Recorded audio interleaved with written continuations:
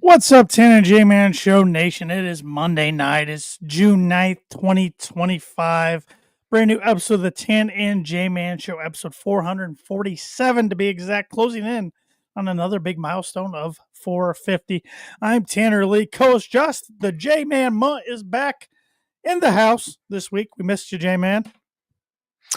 Yeah, I miss being here. Another, round of applause for to Big E for filling in last week, as he always does. A magnificent job.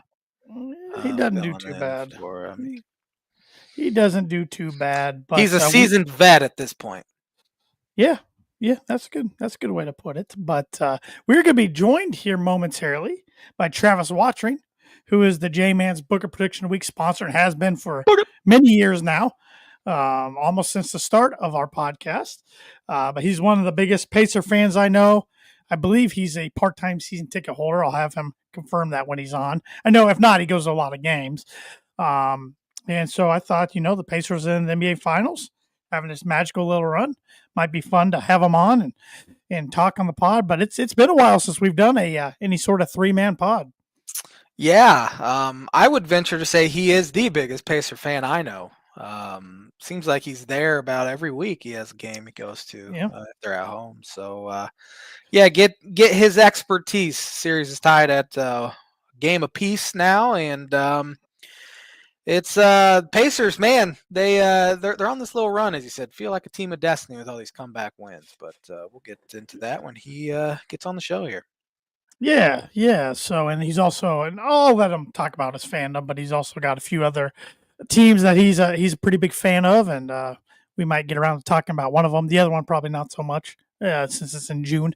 It's not August or September, but we'll see. So he should be joining us momentarily. He said he was had a client meeting that just ended around 6, so he was heading home, hurrying home. I told him no worries, join when you can.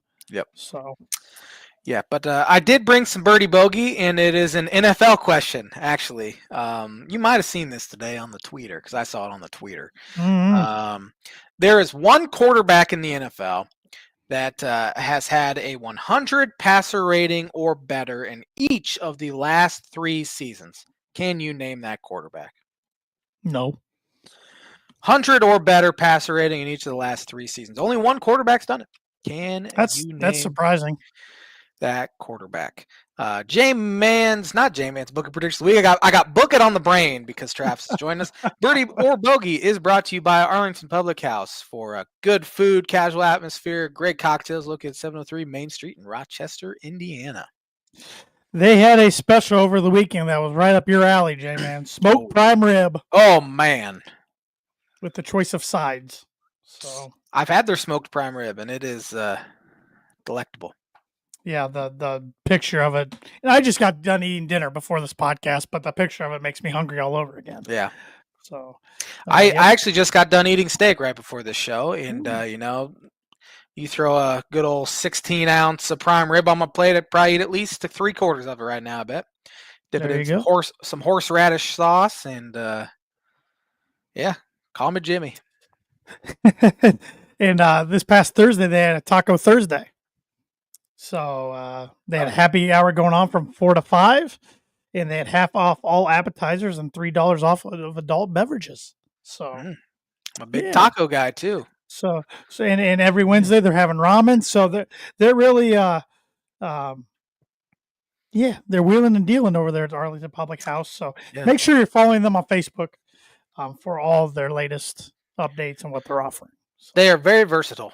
Got all sorts of different cuisines there at Arlington, so go check them out. They do. Can't go wrong with whatever you get there. You're gonna enjoy your meal, enjoy the service, enjoy the atmosphere, all that good stuff you like in a good restaurant. So, yes. But while we wait for Travis, anything you want to jump into right away? I got nothing. It's going to be an interesting one tonight, so I got nothing. Well, I told Travis, we're probably going to be talking, of course, NBA Finals, some MLB, some U.S. Open golf, since that's going on this week.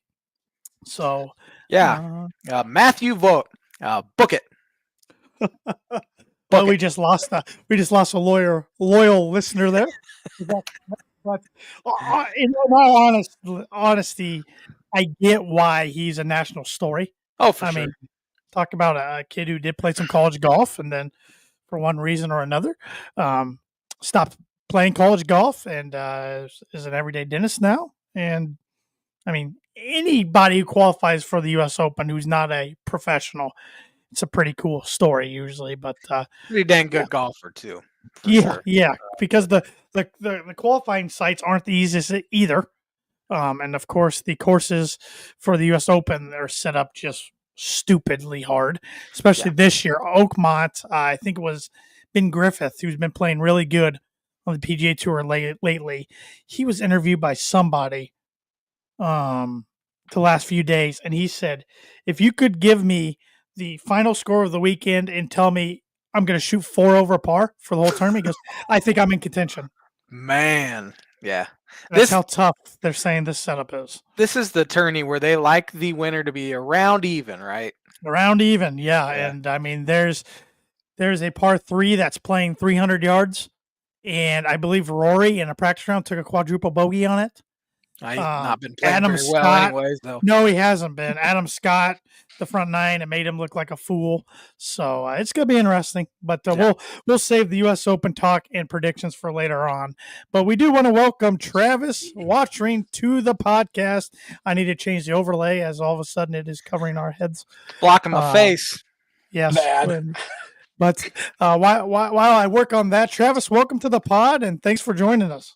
Yeah, I appreciate it, man. I'm looking forward to it. I saw you over the weekend and thought it'd be a good time to hop on and talk some Pacers. Yeah, we were talking at the start before you hopped on. You're probably the biggest Pacer fan we know, and correct me if I'm wrong. Are you a season ticket holder or a part-time season ticket holder, or do you just go to a lot of games? So a buddy and I split a full season. Okay, So yeah, so we have access, which is amazing, to the playoffs when they do, make it and make these runs. It makes the prices tremendously cheaper than what we people see online and buy off Ticketmaster or StubHub or whatever it is. sure. So there's a good chance you're going to be in the field house sometime this week, right? I will be there Wednesday, game 3. Nice. Taking my brother with me, so he owes me. Oh, that'll be great. That'll be great for both of you. And another, yes, and your brother Nate, who's been a guest on the show. I don't know, a handful of years ago, probably now. He's a big Pacer fan as well. And you guys are loyal Pacer fans. I mean, you've been through the ups and downs. You're not just jumping on the bandwagon the last 2 years. I was talking to one of my buddies. I was like, it almost makes me upset that like there's so many fans now because they weren't there when Troy Murphy and Travis Diener and Mike Dunleavy were starting.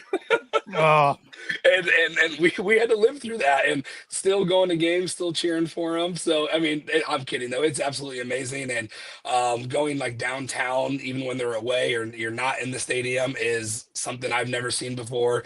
The restaurants and bars are all showing it, and the atmosphere. Like at a restaurant or bar downtown, it feels like you're in the stadium. It's crazy how loud and how much people get into it. yeah, and the whole state's been a buzz. I know up here in Fort Wayne where I live, I've seen more Pacer gear being worn out in public the last 2 weeks than I've seen the last 3 years. Yeah, I think a lot of it's finally something to cheer for in the state of Indiana on the basketball side. I think a lot of people forget that, hey, we are a basketball state, so let's finally cheer for something that they got going on. I'll throw in on the professional side because I do think there's been one college team that's been pretty good. No. But in saying that, I mean everybody can get on board in the state for a professional team, whereas college is always going to be split between 2 or 3 programs. So yeah, no, absolutely. 4 programs for college basketball, I guess. Purdue's been very, very good, but no, like you said it best right there. It doesn't matter if you're Purdue, Butler, IU, Notre Dame. Everybody, to my knowledge, is loving the Pacers. Yeah, it's been fun to watch. I do wish Fox Sports Indiana would expand their reach a little more. Like I don't get it up here in Fort Wayne. So unless they're on ESPN during the regular season, I don't get to watch them very much. So that's been a joy to me there in the playoffs, is just getting to watch all the games and seeing the exciting brand of basketball they do play. I guarantee you this run will help expand more towards Fort Wayne. It seems like it should anyway, right? Should.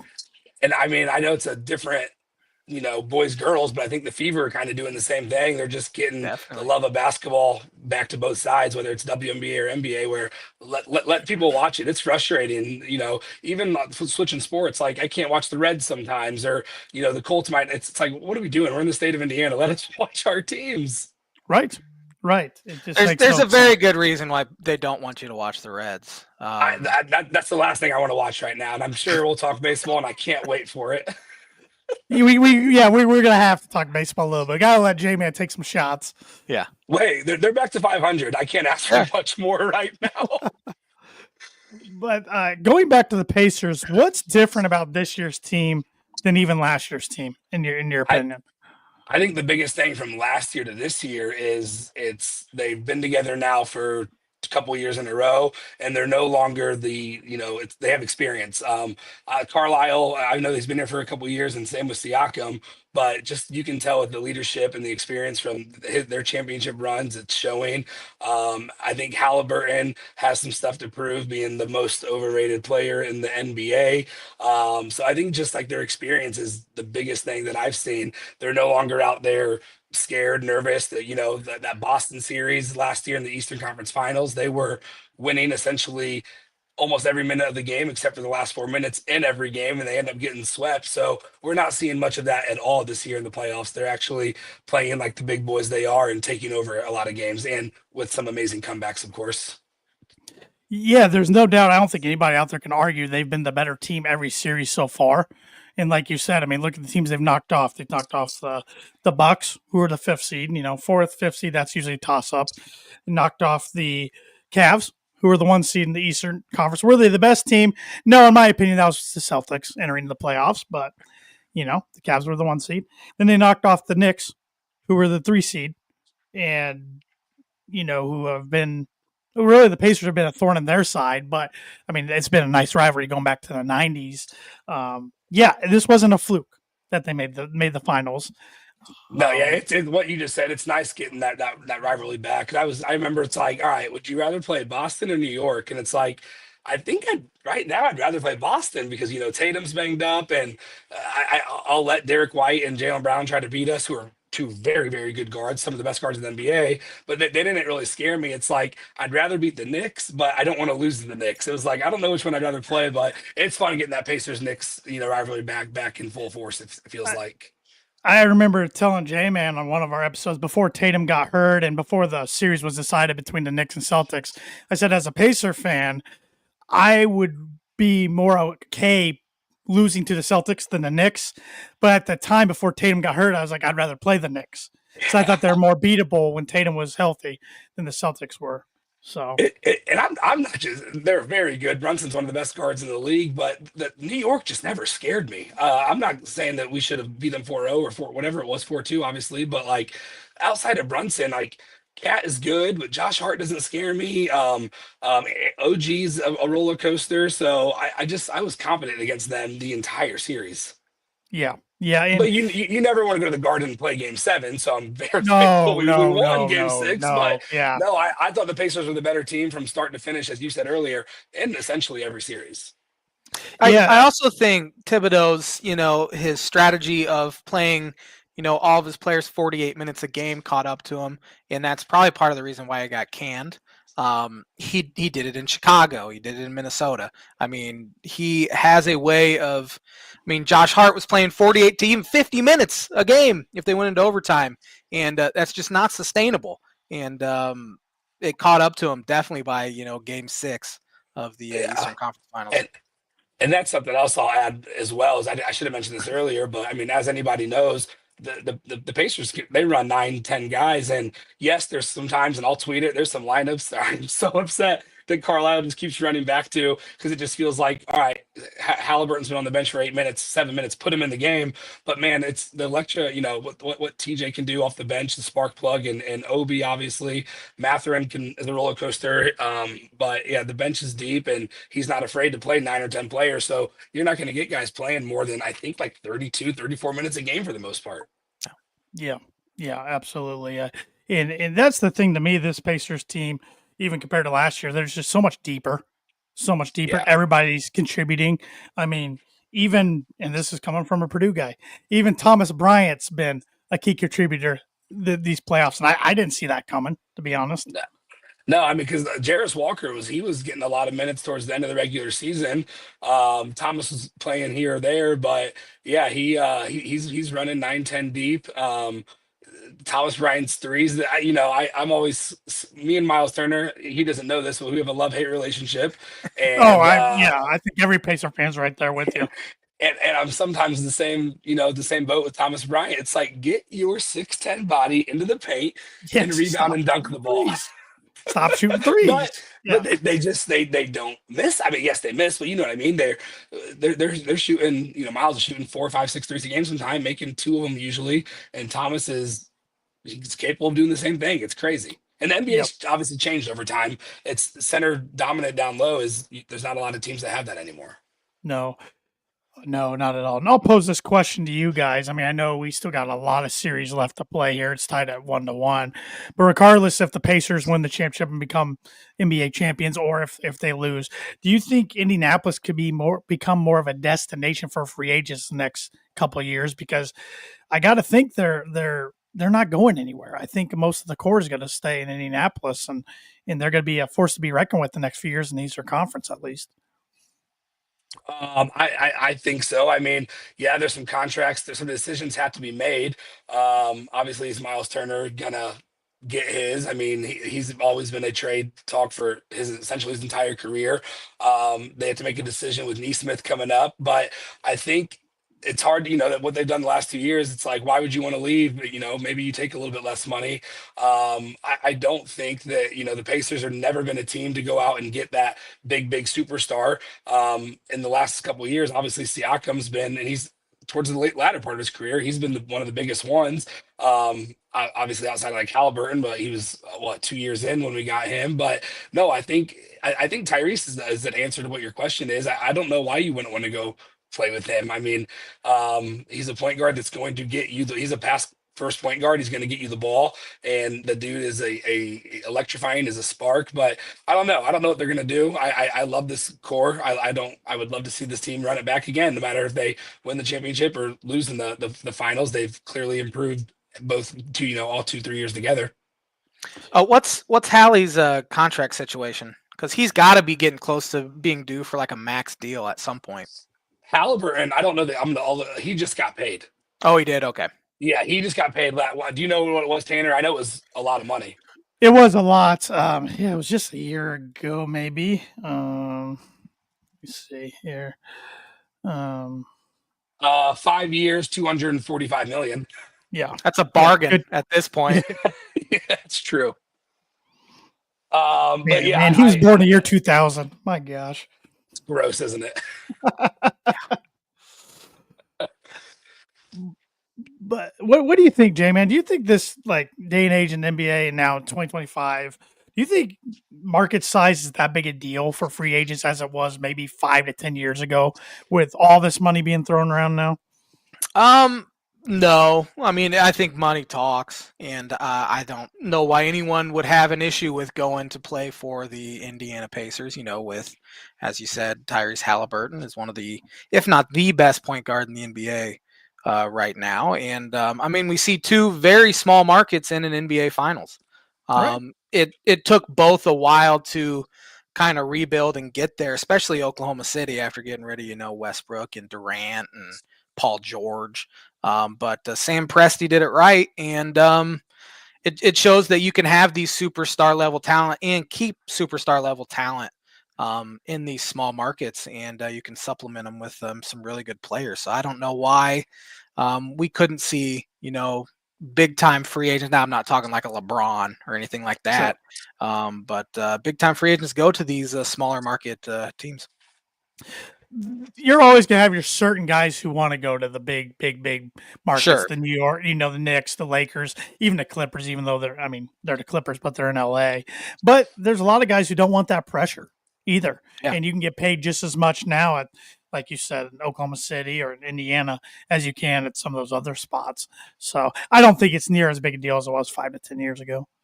It finally starting to feel like you don't have to have that that super team to compete for an NBA championship. And I do think though, if the Thunder stick together as young and talented they are, Right. like they almost seem like the next Spurs or something like that. I mean, if Yeah. Chet's probably only going to get better, Williams is probably only going to get better, and I mean they still have some first round draft picks. Well, what did the Clippers do for that? The Paul George thing is just disgusting, by the Yeah. way, and they're finally seeing the realm of it. Yeah. But man, they're good. They're young and really good.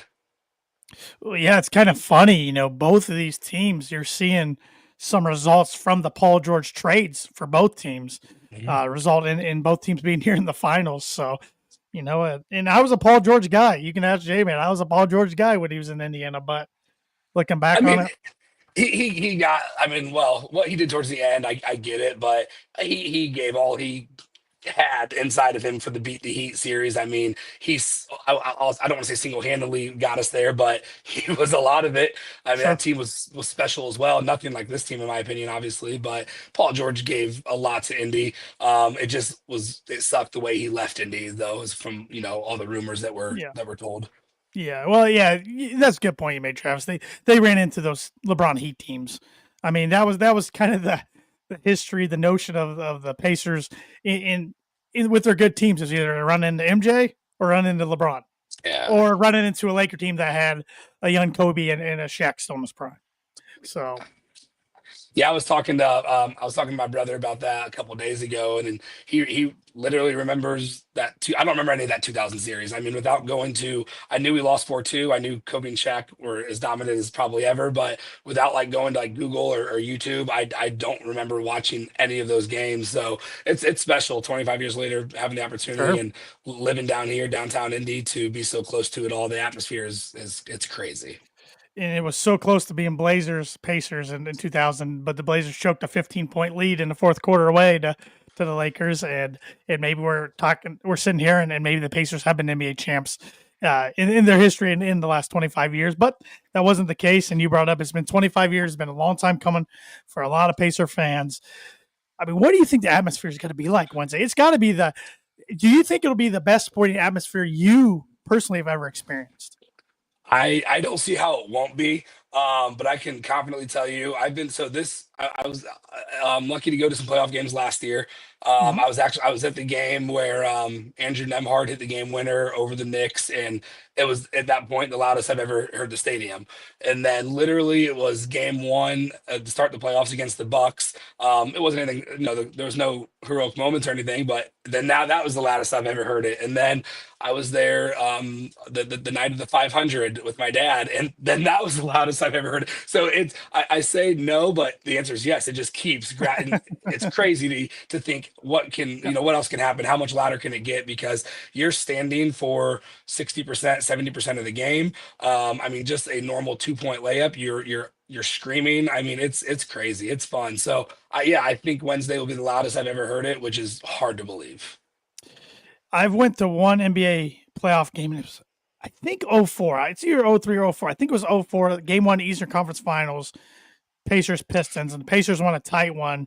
I remember Reggie hit a three with like under 10 seconds to go to seal the game, and he only had like 5 points that night. He was kind of on the very back end of his career.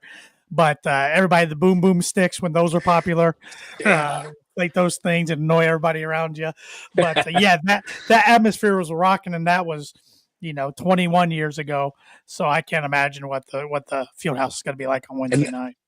And that's another shoulda, woulda, coulda, argument is, could that have been a Pacers championship run without the little Malice at the Palace action? No, I absolutely think so. I think that was the most Yeah. talented Pacer team in history, even though it was November. I mean, it's very early on. A lot could happen, but that team was going to be pretty good. But Yeah.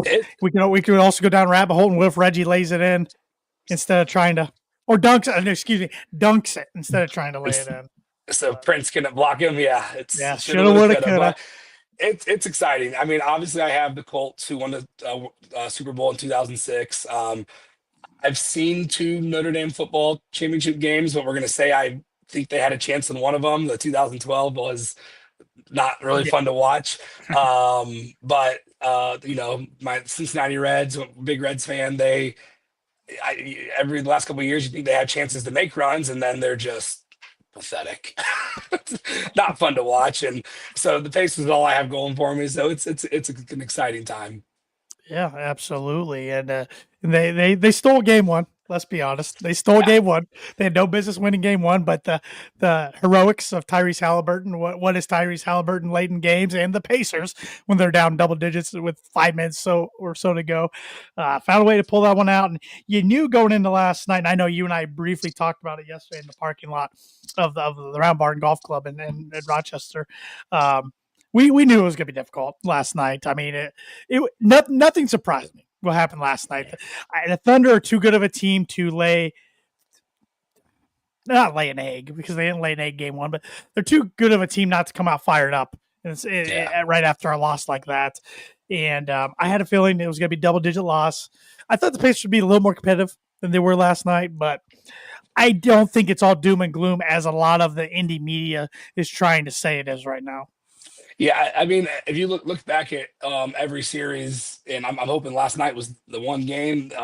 Halliburton's had a dud game every series, and you're just like, shoot the ball, score, drive, do something, literally do something. And yes, he ended up having 17 last night. I believe it was 17, but it wasn't a real 17. He had, two or three shot attempts at halftime, 5 points, and the game was already, you could read the writing on the wall. But yeah, going back to what you said, we stole game one, and that's 4 times we've said that throughout a series. Is they should not have won so many of these games, but the team, you can tell there's a fight in them. But when they do lose these games, like last night, I didn't see that or feel that fight at all. Like there was, even after the first quarter, I think they were down four, but it just still felt like it was a game they were going to lose. And like you said, talking in the parking lot, please don't lose by more than 20 or 15. And I think it ended up being 16 on the dot. But Yeah.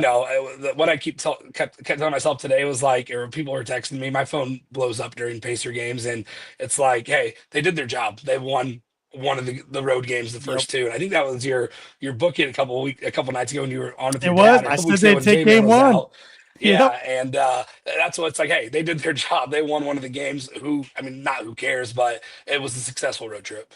Yeah, that's exactly what I was about to say. Like with the doom and gloom, I mean, they just split on the road against the best team in the NBA in the NBA Finals. You can't really complain about that, can you? No. People still find a way, though.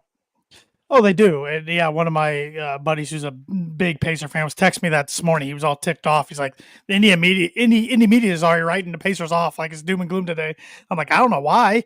I mean, they did what they're supposed to do. Grab one of two in OKC, see what happens in game 3 and 4. I mean, Travis, would you take a split in games 3 and 4 right now and have it 2-2 going back to Oklahoma City game 5?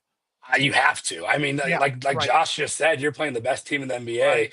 Right. Yeah, I'll take 2-2, and then go to OKC, see what happens game 5. You're automatically getting that game 6. I mean, Exactly. every win is now another opportunity to play extra basketball. So Exactly. I think 2-2 is considered a win when this series was supposed to end 4-0 or 5-1 according to Vegas.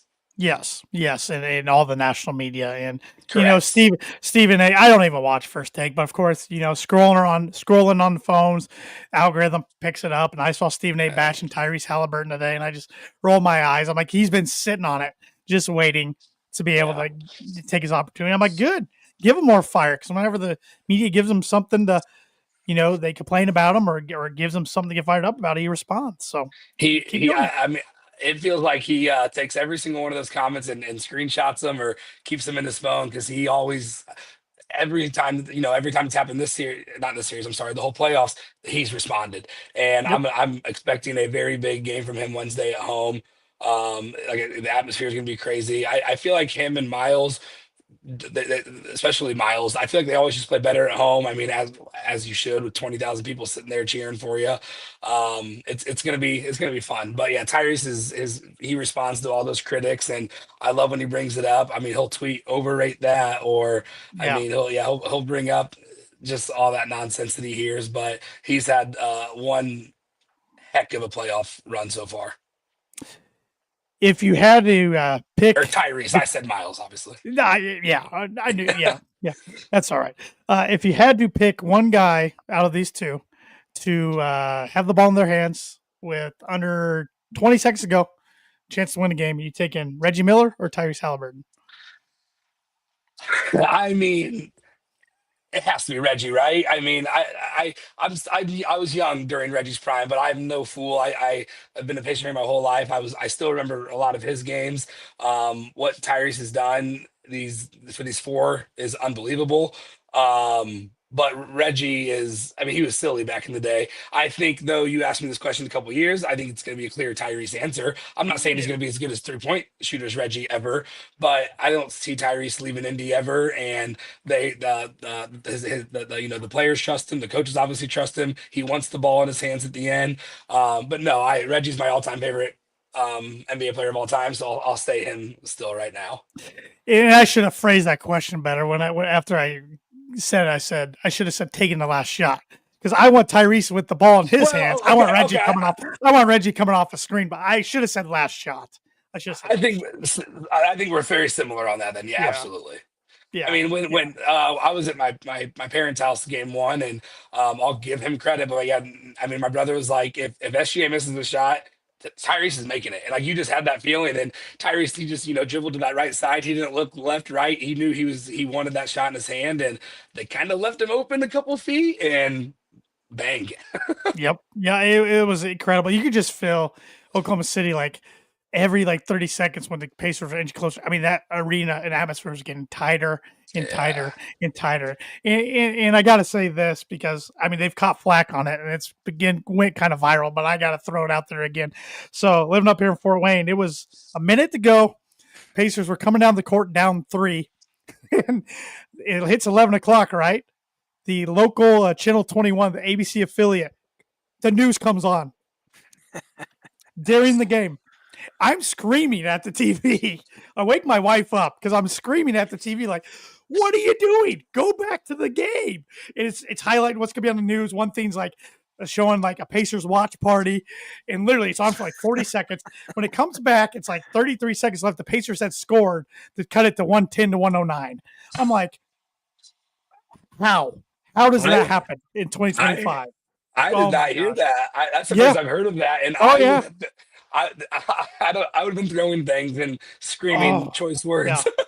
Yep. I woke my wife up, and then she somehow fell back asleep, and then Tyrese hit the shot, and I woke her up again. And which she didn't care, but I apologized next morning. I'm like, that's 3 or 4 times during these playoffs alone, I woke you up at the Pacers. That's amazing. So they just broke to the news, like what's coming on next, and then back to the game. Like somebody obviously didn't do the programming right, for the game to go long in case it does. And it came up, and I mean, it was it was on Barstool tweeted about it. Awful Announcing on X tweeted about it. I mean, it got some national buzz on Friday morning for what they did Thursday night. And I will say they've been good sports about it. Like, they came out and said that was our fault, and some of their members were said they were horrified when it was going on. So, but I had to throw that out there because I couldn't believe what was going on. I'm like, I'm gonna miss the end of the game. Like, what? Like, you gotta be kidding me.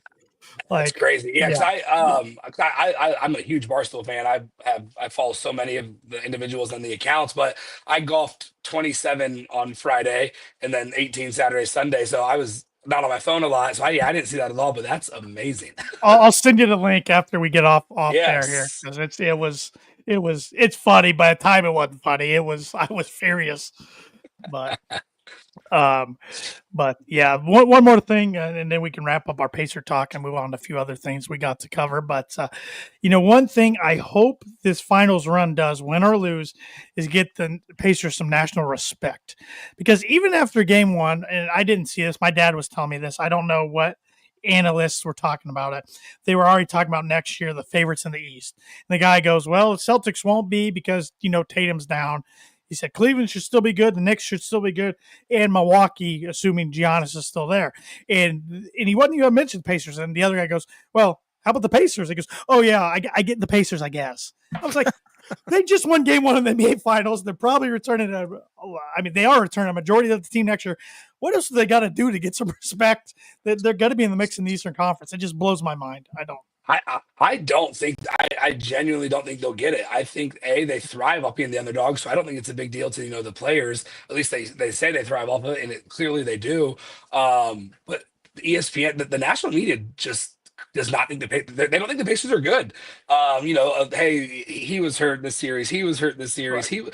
So I don't know what else they have to do to get that, and it is frustrating as a fan. But I do think the players thrive off of it at least, and it works. We'll keep being the underdog and keep showing up to the Eastern Conference Finals, and now showing up in the NBA championship. And NBA it might unfairly be an Indianapolis thing because, the Colts got the recognition with Peyton Manning, but I can make the argument that they didn't with Andrew Luck, and of course they probably haven't deserved it since Andrew Luck hasn't been playing. But I was gonna say now they don't get talked about. But no, and what the city of Indianapolis does, for sporting events, whether it's Final Four or concerts, I don't care what it is. Oh yeah, you hear big events, positive, positive feedback from that. But when it comes to the Pacers, it's just it's luck, or they're beating injured teams, or I don't know, but they deserve it in my opinion. Well, really, the state of Indiana's had it rolling the last few years. You had the Pacers in the finals right now. You had Notre Dame make the college football championship. You had Indiana football make the college football playoff. You have the Fever doing what they're doing with Caitlin Clark. You had Purdue in the national championship for men's basketball last year. It's they've had it rolling, and hopefully the Pacers can continue it going forward the rest of the series. Predictions for the 2 games this week. I hate to say what I'm about to say, but I have been to every game 3, and I have seen the Pacers lose every game 3. So I could, no, we're gonna flip it. I'm gonna change my mind. Pacers will win tomorrow, on Wednesday. I'm sorry, and I can see them potentially losing game 4. So I'm gonna see a Pacer game 3 victory finally. There's only 2 games this week. Yeah, Wednesday, Friday, Wednesday, Friday. Then Monday, and I don't know what other days next week. Man, 2 games in 7 days. That's crazy. No wonder the playoffs just take forever. Sorry, I'm an old man sometimes. No, I think they split as well. I think I'll give you game 3, Trav, just so you can see him win a game. It would be amazing. I think split's pretty. I think that's pretty fair to say they'll split. Yep. I like the notion winning game 3, lose game 4. I'd be shocked. And I hate saying this. I'd be more shocked if they took both games than I would if they lost both games. Yeah, that's fair. Because I as much as I want the Pacers to win, I do think Oklahoma City's the better team. I think they're the best team in the league. So more times than not, they're going to win a best of 7 series. But hey, that's why you play it. Yeah. Play it. So, any final thoughts, Trav, on the Pacers? Go Pacers. Pacers. Well said. It's like I said, it's an exciting time for the state of Indiana. It's really exciting, downtown. It's the atmosphere is crazy. Looking forward to Wednesday, Friday. Wednesday I'll be there at the stadium, and Friday I'll just be downtown watching it at a restaurant or a bar, and really looking forward to both of them. Do you have a special lucky jersey you've been rocking this playoff run? So that's a really funny question that you just said that. So I don't wear a lot of jerseys to games. I haven't worn one yet. So I try to change Pacer shirts and or hoodies or crew necks, whatever it might be. And I keep trying because I haven't seen a Pacer victory at the stadium yet. That's not true. I did see one, but I was wearing the Halliburton, choke shirt. I actually had a friend make one online for me, and I had it to wear to game. What was that have been the Sunday night after the Indy 500? So Game I wore 3, it that right? night. Yeah, game 3, and then I wore it game 5. Obviously they're in New York, but I just wore it at the restaurant or bar I was at, and so I'm done wearing that shirt this playoff. So I just keep kind of testing, testing the waters. I wore the The NBA Finals one, the gray one for Game 1 at my parents' house. So maybe I'll rock that one Wednesday. I don't know. It's usually a last minute decision, but no lucky ones yet, unfortunately. Well, and hopefully they give you everybody their rally towel or a shirt on the seat or something because it Yeah, needs to I look great. saw it's a gold. It's a gold one. It actually, I forget what it says, but I had it sent to me today, and it looked really cool. So I'll definitely rock that being there. Good deal. So, all right, J-Man, you want to educate Travis and I because yes, sir. We just talked a lot, so we need to get educated here. On this day in a lot of British Open. Which is now it's now just the Open, right? It's just the Open. It'll always be the British Open to me, but yeah, the Open. But you can hit me with some of the recent ones, but maybe not like way back in the day. I won't you don't want to guess who won in 1905? Old Tom Boris? James Braid. Nah, that was my second guess. Not really. Yeah. Never heard of James Braid. 1914 Pittsburgh Pirates shortstop Honus Wagner, second player to get 3,000 hits. I still believe his baseball card's worth more than any other card, I believe. One specific one. Yeah, worth significantly more than my life is what is. On this day in, we're in the 40s. There's not great ones this week. The first Sunday night game in baseball history happened where the San Francisco Giants lost to the Houston Colts 3-0. Wouldn't have guessed that would have been the first matchup. No. On this day, they must have just played the Open back in the early 1900s because there have been none. It is June though, and they usually play it in July, right? They usually play the Open in July. Yeah, because the U.S. Open's in June. Yep. A lot of French Open. Who won the 1985 NBA championship? Well, I think it was the Celtics. No, they lost to this team. Travis, you got a guess? The Lakers. The Lakers is correct. Who was MVP? Your turn, Tanner. I'll go with 585. I'll go with Magic. It was Kareem.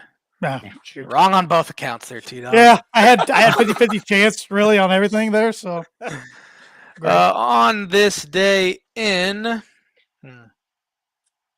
1993, who won the Stanley Cup final? 93 was the Canadiens. It's the last time a Canadian team has won it. Now Edmonton's got a chance here against Florida. Who won the Stanley Cup on this day in 2001? Colorado Avalanche. It was. I was hoping you got that wrong so I could make fun of you. No. On this day in 2003, who won the Stanley Cup final? Is that the Devils? It was. You're pretty good at this. On this day in 2010, who won? This was a pretty easy one, I think. Blackhawks. It was the Blackhawks. Patrick Kane scored in the Cup winning goal. Everybody around the whole state of Indiana jumped on that band. Well, not everybody. Most people did jump on that bandwagon. They're off now because they're terrible. Yeah. Who won the 2013 French Open men's tennis tournament? Nadal? It was Nadal. Let's see here. You wouldn't get this, so I'm not going to give it to you. I wouldn't even get it, so I don't know. Anyway, I'll give it to you anyway. 2016 MLB draft, Philadelphia Phillies selected Mickey Moniak, #1 overall in the MLB draft. The only Mickey besides Mantle I knew that played baseball was Mickey Morandini. Well, Mickey Moniak plays for your Colorado Rockies, so shows how much you paid. Yeah, mine. Yeah, your Colorado Rockies. Even if I was an actual Rocky fan, I wouldn't admit it this year. That's going to do it for On This Day this week. All right. And On This Day is brought to you by, like it is every week, Mooney Wood Laser Crafts. That's right. Not just Mooney Wood Crafts anymore. Rebranded to Mooney Wood Laser Crafts. They are a veteran-owned and operated woodcraft shop based out of Texas with Indiana grassroots. They provide 100% hand-cut custom designs to fit your needs, and their pieces are a great addition to any home, office, or man cave. You can see some of their recently completed projects by visiting them at Mooney Wood Laser Crafts on Instagram and on Facebook. And if you let them know the Tan and J-Man Show sent you, you get 15% off your first sign order. So go check our story out. I think I shared it last night on the Tan J-Man Show Instagram account. So Thad's really doing a lot of new work laser machining. So Yeah. making all kinds of things. Pretty cool. I was gonna say I thought I saw a video of Yeah. the laser machine working on the gram today. Yeah. He's been doing things on tumblers and wallets and just testing all sort of things out. So yeah, he can do more than just the woodcraft part now. So get your sign orders in though, or whatever order anything you want made. Let Thad know, and he'll take care of you. All right, fellas. Well, before we get into baseball talk, my blind ranking is baseball related, and this is for both of you this week. And knowing Travis was going to be on, Travis is a big Cincinnati Reds fan, like you said earlier. So I've picked 5 Cincinnati Reds for you guys to rank however you want. Travis can do it by career, or he can do it by his appreciation for these guys. J-Man, you probably do it by career or dislike. Hatred, guys. yes. I was thinking I was going to do it by hatred, yes. However you guys want to do it, it's up to you, but you will rank them blindly without knowing who's coming next. And we are starting with Mr. Jay Bruce. I'm going to go with how, like, me as a fan on this, and on that one, you're going to might laugh, but number 2. Okay. I remember you being a big Jay Bruce guy. In fact, you even kind of modeled his little arm thing when you were about to hit there in the batter's box. I remember you doing that, so that makes sense. I'm gonna do it by how much I dislike these players. Jay Bruce. How much did I dislike Jay Bruce? I'm gonna do the cop out and put him at 3 because I don't know who else on this list. I knew you were gonna do that. Yeah, kind of cop out. I don't even have anything really against the Reds, but I got tired of Jay Bruce from a mutual friend of all of ours on this podcast just because he talked about Jay Bruce all the time. Yeah. So, all right. Next up, Adam Dunn. 5. You're not a Dunn fan, huh? I mean, it was I don't want to say what I want to say it was either a home run or a strikeout, but he struck out way more than those home runs. So no, Adam was great in left field. I shouldn't say great. He was good in left field when the mediocre Reds were out there trying to play baseball. But no, I was never a big Adam Dunn guy. He was definitely a 3 true outcome. He was either strikeout, homer, or walk. That was pretty much his game. He would have thrived today now that they have the DH because he could have just hit because he was rough out there and left. He was kind of a Cub killer. I wouldn't say I disliked him a bunch, so I'm gonna put him at 4. He hit 270 bombs as a Red. Next up, let's see here. Sean Casey. I'm gonna go with 4. Sean, I first baseman. I guess a little bit. I was younger during his prime as a Red, so I'll put him at 4. No hate towards him at all. I always remember that I forget which one it was, but there was a video game that I used to play where he had a catch going over like the tarp into the stands, like a foul ball that he caught it, and it was always like on the video game when you're loading in or whatever. But no, yeah, Sean Casey, I'll put it number 4. I'm gonna put him 5. I always liked Sean Casey. Of course, he wasn't there when we were older, like into high school and stuff. Like he was there when we were in like elementary and middle school. So I didn't dislike him, and he seems like a pretty nice guy. I mean, his nickname was the Mayor because he talked to everyone at first base. So no hatred toward Sean Casey. Brandon Phillips. 1. I am, and well, Nate, that's his all-time favorite baseball players. But for me, I'm saving number 1 for what I hope is number 1. But Brandon Phillips will be number 3 for me. You're not getting the one you think you are, Trav. Sorry. I'll talk about it when it comes then. I was assuming Votto, but obviously it's not going to be Votto. That's my thought anyway. Maybe it is. Phillips, didn't like him. Good player. That's all. That's where I'll leave it at. And last, Todd Frazier. The Todd father. Man, you got me. CB number 5 I right did. now. I'm sorry. You got me. I should have known this because when I watched you and your dad, you didn't give him Reggie Miller, and who was my second all-time favorite athlete, and my all-time favorite athlete, any sport, obviously Ken Griffey Jr. I was praying he was number 1, but Frazier, I guess I have to put 1, but he would be 5. Yeah, that's fair. That's fair. I'm good with 2 for him. Okay.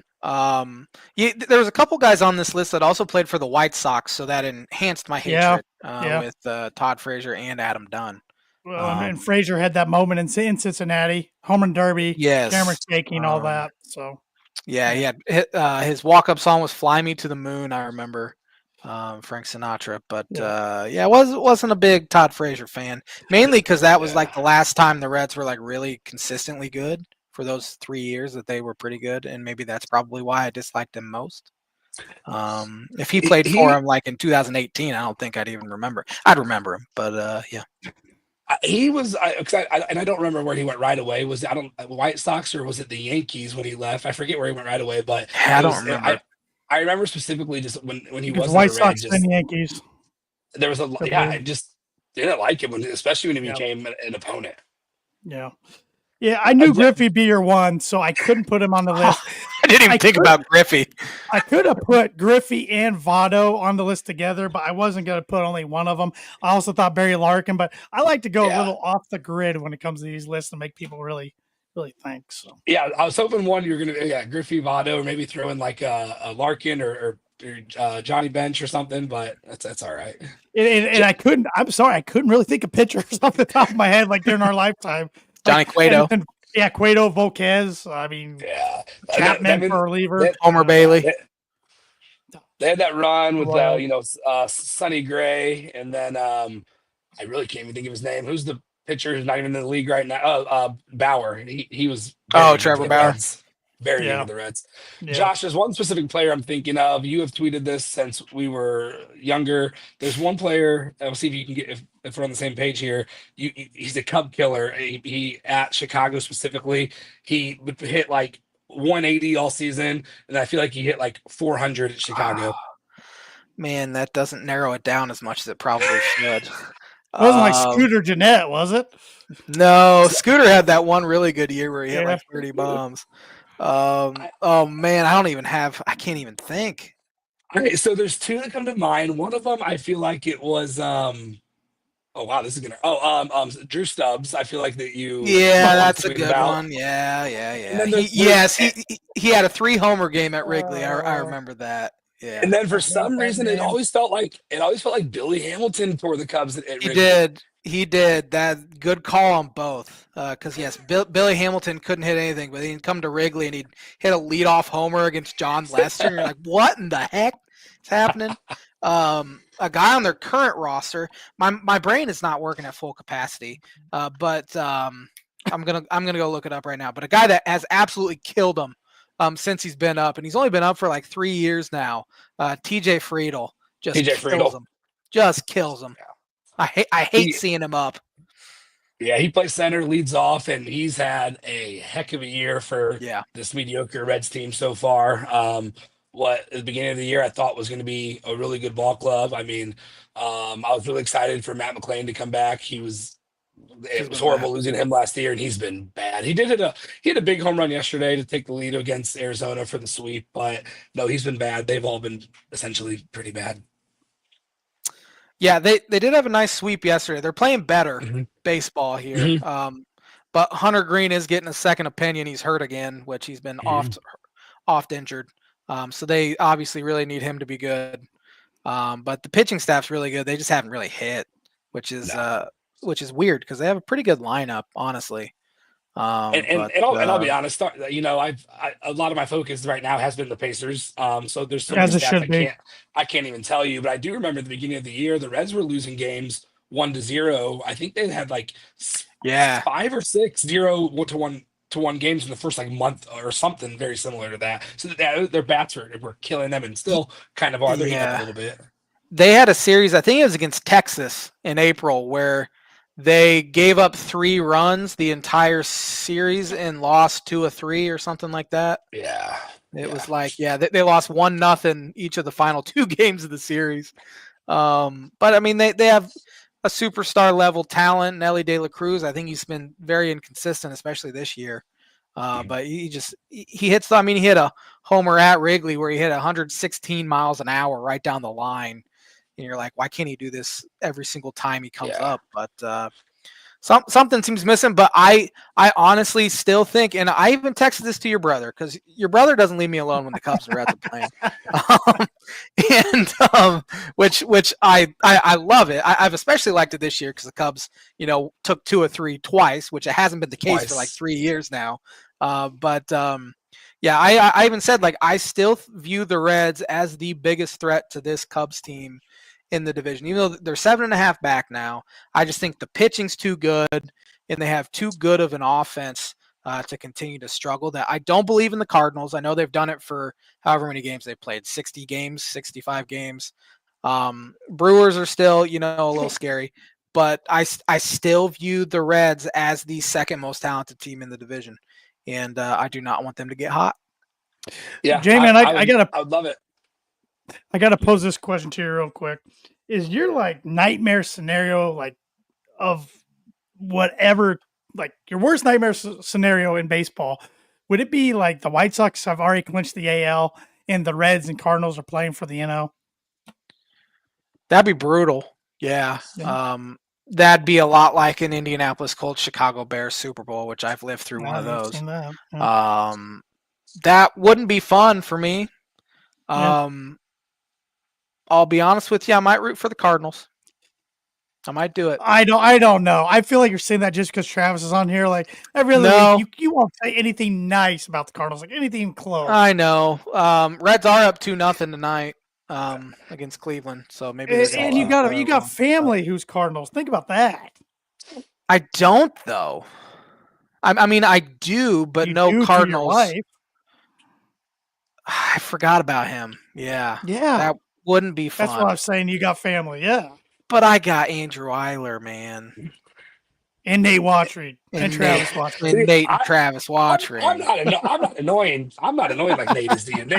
I remember your and Nate's Twitter wars you guys used to have. Oh, I missed those. Those were fantastic. Yeah. I don't want to live. I don't want to live through it. I'll be honest with you. I've watched the Cubs this entire episode. Have you even noticed? No.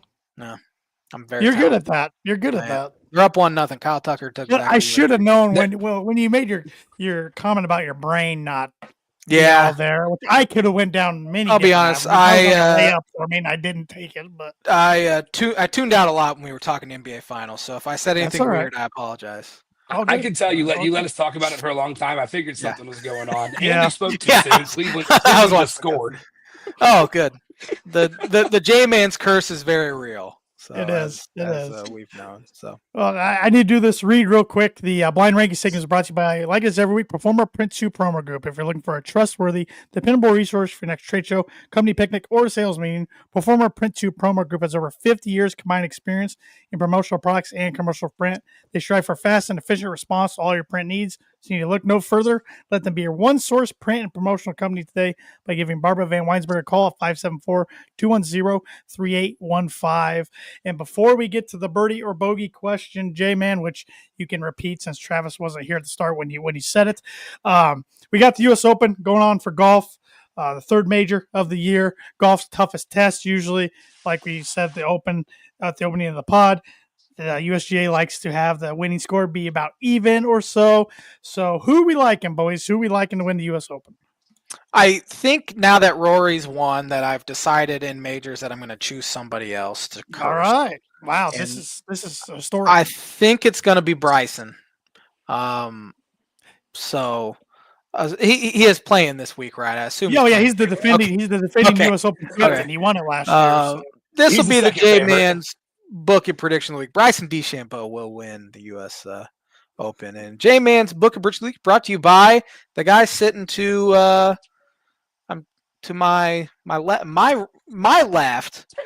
Nope, my right. I'm so the guy who's usually not here that's on the show, Travis Wottring. Let him do his own read, J-Man. You are choking this away.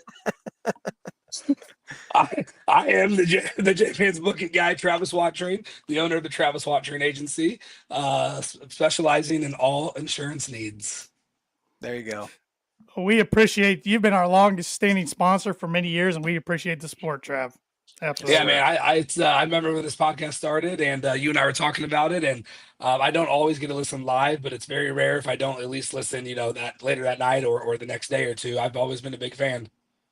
We appreciate it. Who you taking to win the Open? I've always been a Bryson fan. Me too. Even during his robot invention days, even during his live days. I don't know. I think what he's done is great with his golf game. I won't steal J-Man's there. I'm not the biggest fan of this person I'm about to say, but I think this is the type of tournament set up for Rahm to win.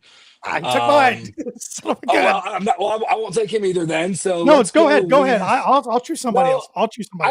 I'd like to see X win. I'd like to see Schauffele win. I mean, I think he won what 4 years ago or so. But it's going to be a big name. There's my answer. You can give me crap. I like a lot of the guys on the live. I just do. And I don't think anybody, besides Scotty Scheffler, nobody's playing better golf than Joaquin Niemann this year. He was my pick for the PGA Championship. I'm sticking with him for the U.S. Open. So, I read an article. I think it was a good buddy of. He's been on the show, Jason Sobel. We were talking, and it's because of an article he wrote. And whoever they are, they say that he is outside of Scotty. They say he's like one of the best golfers in the world. And I know his tournament wins don't always show it, but he's capable of winning anything. And it's funny you just said that name. I was just talking about him with Jason a couple weeks ago, but I like that pick. Yeah, yesterday was his 4th win on live this year. I mean, I know they don't have their fields aren't as big as the PGA Tour fields, but they're still pretty top heavy. So that's still pretty impressive. So, J-Man, hit us with that birdie or bogey question one more time. There is one quarterback in the NFL to have a passer rating of 100 or better in each of the past 3 seasons. Can you name that quarterback?